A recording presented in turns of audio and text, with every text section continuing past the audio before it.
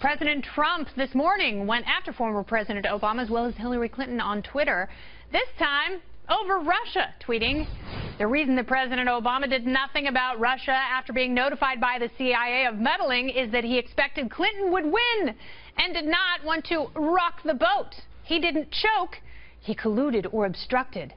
And it did the Dems and crooked Hillary no good." So should the former president and Hillary just stay out of health care and all of it?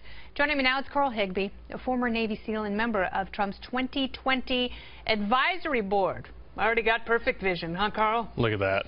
Welcome to the show. So let's discuss some of the president's tweets. He's basically saying that President Obama knew the Russians were screwing around and did nothing about it, did nothing to warn the public because he didn't want Hillary to lose. What did the former president know and when did he know it? Shocker, but he knew for quite some time. And keep in mind that Mitt Romney in 2012 warned the American public during the election cycle, hey, look, I think the biggest problem facing us and the biggest risk facing us is Russia. Barack Obama mocked him during a debate and said, hey, the Cold War called, they want their policies back. Yeah, it was very dismissive. Shortly after that, he started to get briefs that Russia was a serious problem. Did nothing because he thought he had it in the bag with Hillary. Yeah, and I think, you know, maybe he was dismissing Mitt Romney because he thought Romney was saying that, you know, we were going to get into a nuclear conflict with Russia. But what Russia is doing, because they don't have money for, you know, a big armed battle, is they're screwing around with their state-paid hackers. Right, and well, the other thing, too, is you can do a lot more damage with hacking than you can with a nuclear weapon. Because, sure, a nuclear weapon can annihilate a city, but at the same time, hacking can bring down an entire country's infrastructure.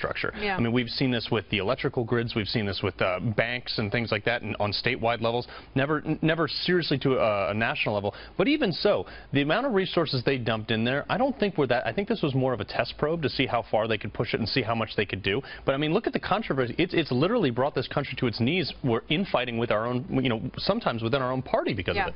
And look how politicized the process has become.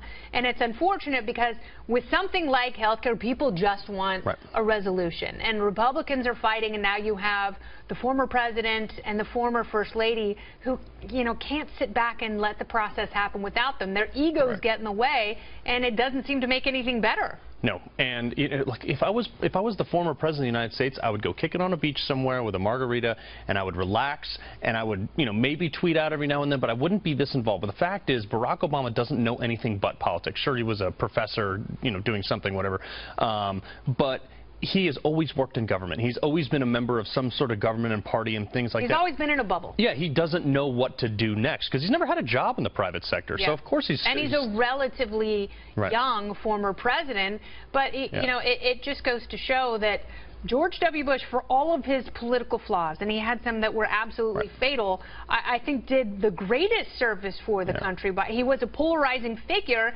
and he retreated, and now he enjoys approval ratings almost as high as President Obama.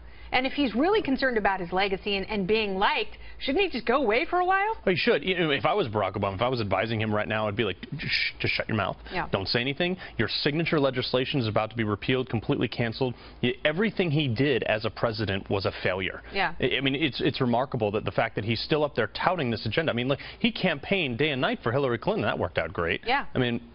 And that's what President Trump is saying, that he was so invested in her campaign that he didn't want to rock the boat. I don't know if the president is the best person to say it.